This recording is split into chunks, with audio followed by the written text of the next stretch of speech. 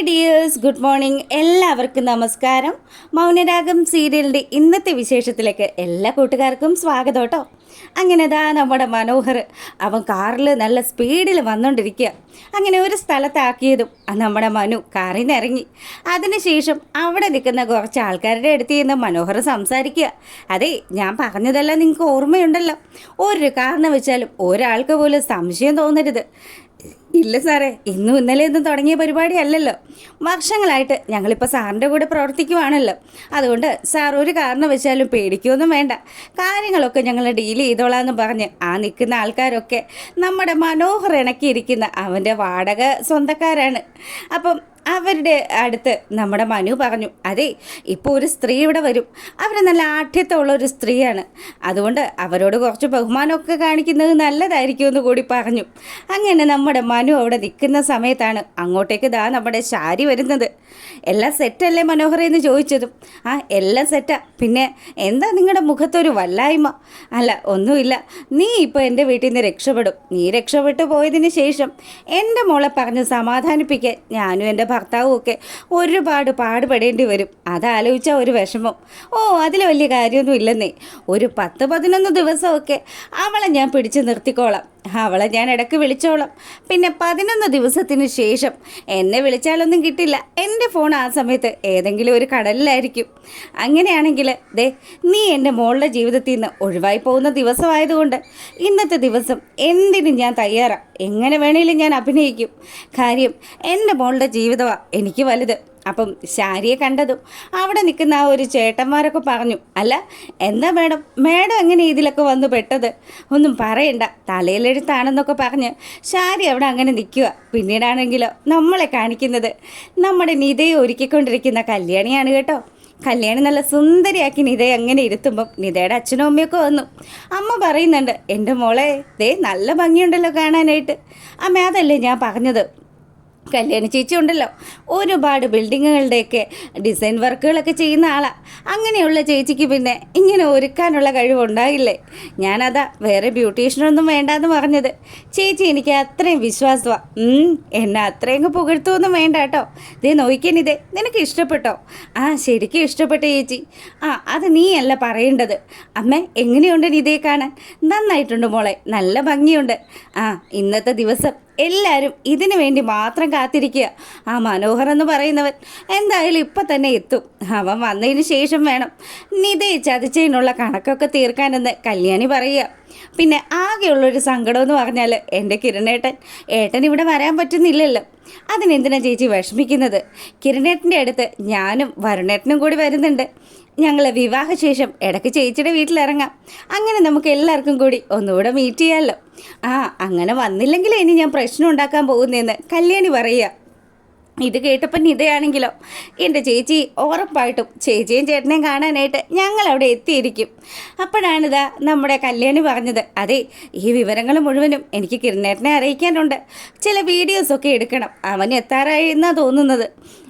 വരുണേട്ടനും പുറപ്പെട്ടിട്ടുണ്ടെന്ന് അറിഞ്ഞത്. അപ്പോൾ ഈ സമയമാണെങ്കിൽ നമ്മുടെ വരുണാണെങ്കിൽ ഒരുങ്ങി അങ്ങനെ ഇരിക്കുക. അപ്പം ജുബാനയും അതുപോലെ നിഷയും ഒക്കെ പറയുന്നുണ്ട്, എന്തുമാത്രം പൈസയാണ് മനോഹർ മുടക്കിയിരിക്കുന്നത്. അവനങ്ങ് മുടക്കട്ടെ എന്നേ, അവൻ്റെ കാശല്ലല്ലോ, സരയുൻ്റെ കാശല്ലേ. സരയുൻ്റെ കാശെന്ന് പറഞ്ഞാൽ കിരണിനെയും കല്യാണിയും അവരുടെ അമ്മയൊക്കെ പറ്റിച്ചുണ്ടാക്കിയ കാശല്ലേ. അതുകൊണ്ട് കുറച്ചതങ്ങ് പൊടിയട്ടെ. ഞാനത് കാരണമല്ലേ പല സംഭവങ്ങളും അവനെ കൊണ്ട് തന്നെ മേടിപ്പിച്ചത്. ഇനിയിപ്പം അവൻ ഇന്നത്തെ ദിവസം വാലും പൊക്കി ഓടുന്ന ഓട്ടം അതൊന്ന് കാണേണ്ടത് തന്നെ ആയിരിക്കും. പിന്നെ നിങ്ങൾ എന്നോ നോക്കിക്കേ, ഞാനിപ്പോൾ സുന്ദരിയായെന്ന് ചോദിക്കുക വരുൺ. അത് കേട്ടതും നമ്മുടെ നിഷ പറഞ്ഞു, കൊള്ളാം, നല്ല ഭംഗിയുണ്ട് ഇപ്പം നിന്നെ കാണാൻ. നിങ്ങൾ രണ്ടുപേരും കൂടി എന്നെ ഒരുക്കി അങ്ങ് സുന്ദരിയാക്കി കളഞ്ഞല്ലോ. അവസാനമായിട്ട് എന്തെങ്കിലും ടച്ചപ്പുകളൊക്കെ ചെയ്യാനുണ്ടെങ്കിൽ ഇപ്പം ചെയ്തോട്ടോ. ഞാൻ ഈ വേഷത്തിൽ ഇത് ലാസ്റ്റ് ടൈം ആയിരിക്കും. അതൊക്കെ ഞങ്ങളൊന്ന് നോക്കട്ടെ എന്ന് പറഞ്ഞ് ജുബാന നമ്മുടെ വരുണിനെ നോക്കുക.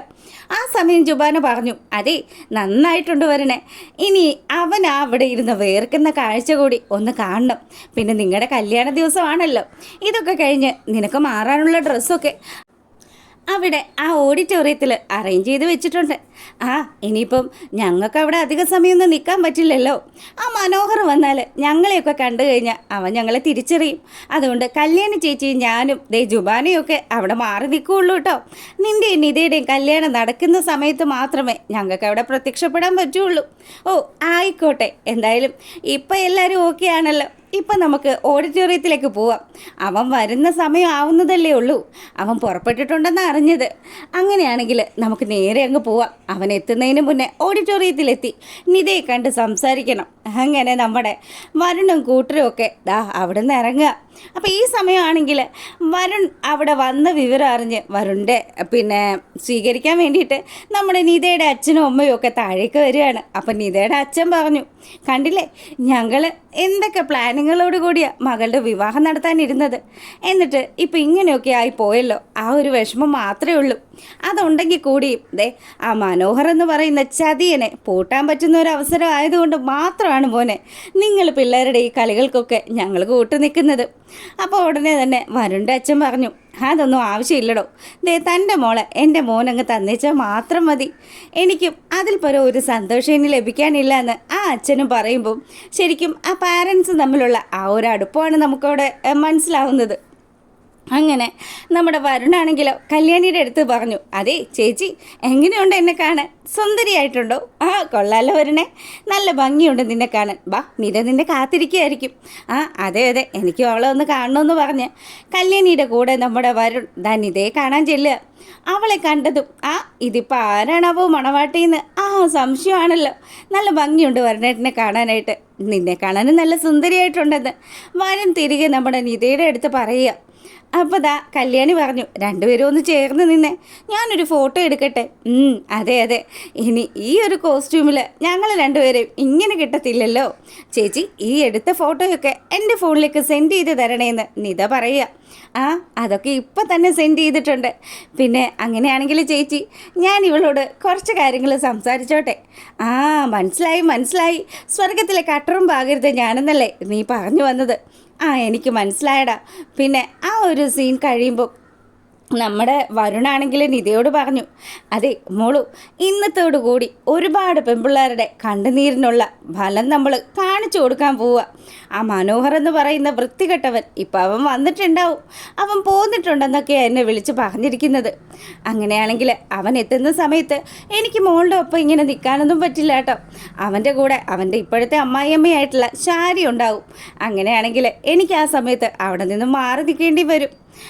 അത് സാരയില്ല വരുണേട്ടൻ പറയുന്നത് പോലെ തന്നെ ഞാൻ ചെയ്തോളാന്ന് നമ്മുടെ നിത പറയുക. അങ്ങനെ നമ്മുടെ മനോഹരൻ അതിമനോഹരമായിട്ട് ആ കാറിൽ വന്ന് അവിടെ അങ്ങ് ഇറങ്ങുക. അപ്പം ശാരിയും വണ്ടിയിൽ നിന്ന് ഇറങ്ങിയതിന് ശേഷം ശാരി ചുറ്റുമൊന്ന് നോക്കി. എന്താടാ നിൻ്റെ കള്ളക്കളിയൊക്കെ അവരറിഞ്ഞോ? ആരെയും കാണുന്നില്ലല്ലോ നിന്നെ സ്വീകരിക്കാനായിട്ട്. അവരോട് ഞാൻ പ്രത്യേകം പറഞ്ഞിട്ടുണ്ട് ഇങ്ങനെയുള്ള ചടങ്ങുകളൊക്കെ ഒഴിവാക്കണമെന്ന്. അതുകൊണ്ടായിരിക്കും അവരൊക്കെ വരാതിരുന്നത്. അല്ല എന്നാലും ഇതൊരു വല്ലാത്ത മര്യാദക്കേടായി പോയല്ലോ. ചെറുക്കം വരുന്ന സമയത്ത് പെണ്ണും വീട്ടുകാരല്ലേ സ്വീകരിക്കുന്നത്. നോക്കുതള്ളേ അവിടുന്ന് അവർ വരുന്നത് കണ്ടില്ലേ എന്ന് പറയുക മനോഹർ. അങ്ങനെ നമ്മുടെ നമ്മുടെ വരുണിൻ്റെ അച്ഛനും അമ്മയും ഒക്കെ ഇങ്ങനെ ഇറങ്ങി വന്നു. അതേ മോൻ പറഞ്ഞില്ലേ വലിയ കാര്യമായിട്ടൊന്നും കരുതണ്ടെന്ന്, അതുകൊണ്ട് മാത്രം കേട്ടോ വരാൻ വൈകിയത്. വാ അകത്തോട്ട് വാ എന്നൊക്കെ പറഞ്ഞ് അവർ നമ്മുടെ വരുണിനെ സ്വീകരിക്കുമ്പം നമ്മുടെ വരുണിൻ്റെ കസിനായിട്ടുള്ള ആ പയ്യനുണ്ടല്ലോ അവൻ നമ്മുടെ മനോഹറിൻ്റെ കഴുത്തിൽ ഒരു മാല അണിയിച്ചു കൊടുക്കുക. മനു ആണെങ്കിൽ വലിയ സന്തോഷത്തിൽ നിൽക്കുമ്പോൾ ഇതൊക്കെയാണല്ലേ മോൻ്റെ ബന്ധുക്കളെന്ന് വരുണിൻ്റെ അമ്മ അങ്ങോട്ട് പറയുക.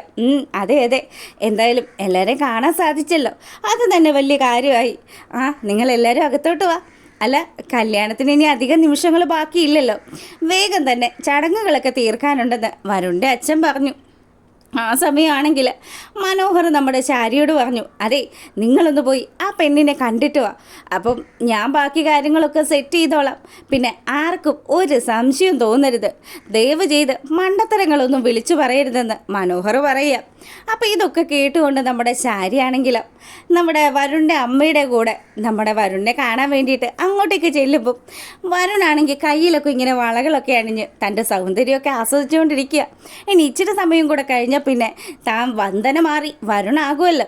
ആ ഒരു കാൽക്കുലേഷനിൽ അവൾ അവിടെ ഇരിക്കുമ്പോഴാണ് നമ്മുടെ ശാരി അങ്ങോട്ട് ചെല്ലുന്നത്. ശാരിയാണെങ്കിലോ നമ്മുടെ വന്ദനയുടെ അമ്മയുടെ അടുത്ത് പറഞ്ഞു, അതെ ഒരുപാട് സന്തോഷമുണ്ട്, മോൾ ഇന്ന് നല്ല മിടുക്കി കുട്ടിയായിട്ടുണ്ടല്ലോ. ദേ ഞങ്ങളുടെ മോനും അങ്ങനെ തന്നെയാണ്, വളരെ നല്ല ഒരു സ്വഭാവത്തിൽപ്പെട്ട ചെറുക്കനാണ്. പിന്നെ അവന് സ്വത്തിനോടും പണത്തിനോടും ഒന്നും വലിയ താല്പര്യമൊന്നും ഇല്ലാന്നേ. അത് കേട്ടതും വരുണിൻ്റെ അമ്മ പറഞ്ഞു, അത് ശരിയാ, 7 കോടിയുടേതല്ലേ ചെക്ക് അവൻ്റെ കയ്യിൽ ഞങ്ങൾ കൊടുത്തിട്ട്. അവനത് വലിയ കാര്യമൊന്നും ആക്കിയിട്ടില്ല. മോളോടും പറഞ്ഞു എന്തിനാ ഇങ്ങനെയൊക്കെ കൊടുക്കുന്നതെന്ന്. അപ്പോഴും ഞങ്ങൾ പറഞ്ഞു, അത് ഞങ്ങളുടെ ഒരു സന്തോഷം, ഞങ്ങൾക്ക് ഒരേ ഒരു മോളല്ലേ ഉള്ളൂ, ആ മോളെ കല്യാണം കഴിക്കുന്നവനല്ലേ ഞങ്ങളുടെ സ്വത്തുക്കളൊക്കെ കൊടുക്കേണ്ടത്.